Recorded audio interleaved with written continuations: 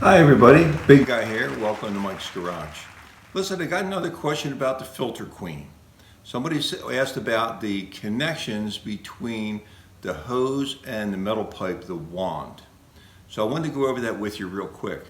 What happens and the symptoms are when you're vacuuming and you push forward, everything works fine. When you pull back, it bogs down or slows down or acts up, or if you turn the handle left or right, the power nozzle revs up and slows down, the motor does. Okay, so let's go over to the workshop. I'll show you some things that could cause it. Okay, here we are at the workshop. Now I've taken the handle off of the hose. I wanted to show you, you can see that one of the holes is larger than the other. That means we have an overheating condition and there's some dirt that got in there. And you can see that one of the connections here is a different color.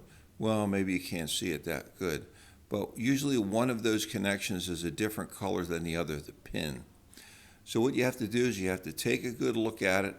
Here's one that's burnt really bad. You can see that one hole is a little larger than the other. On the other side, that's the end that goes into the power nozzle. Now to get that apart, you need to use one of these kits. Now we have these kits here at the office. It comes with a new cord and a new rubber cover on the outside, and you need a fine tip screwdriver, either regular or electric. Now what you do is you undo the cap on each end so it comes off. There's 4 little screws in there. Do it carefully.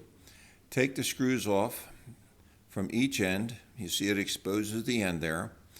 Then you're going to pull off the rubber stripe.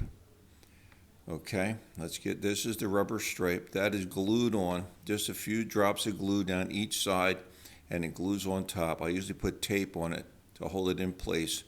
Now this is what you have. You have a clean wand, no electrical connections. The rubber stripe is removed, and we're going to fit the new kit right into that. Okay, so we're going to use the wire and the screws and the caps and the cover are all part of the kit. You really don't get the caps and the screws. You have to be careful to reuse those. And we're going to put those on each end.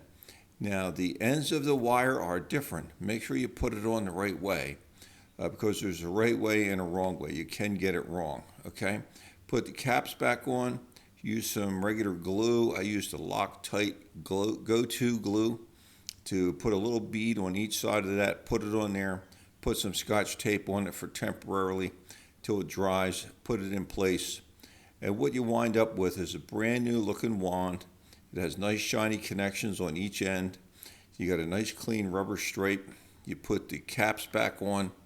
Everything's looking good and you're all set to go. Now there you go, you got a nice connection on that end. Remember I told you each end of that little wire is different. You have to make sure you put it on the right way. So that's the way you can improve the connections. Use this kit, take the cord off, put the new cord on. Do have to use a touch of glue, a little bit of Scotch tape, let it dry. Okay, was that helpful? Was it clear enough? If not, drop me a line, send me a message, and we'll get it to you. I'm going to put our 800 number up on the screen again. Give us a call at the 800 number. We mail out to all over the continental United States. We can make this happen for you. If you're a do-it-yourselfer, this is the way to go. It saves you from buying a new wand, which is very expensive. So I hope that was helpful. Please subscribe. Don't forget to follow us. We have an Instagram channel too.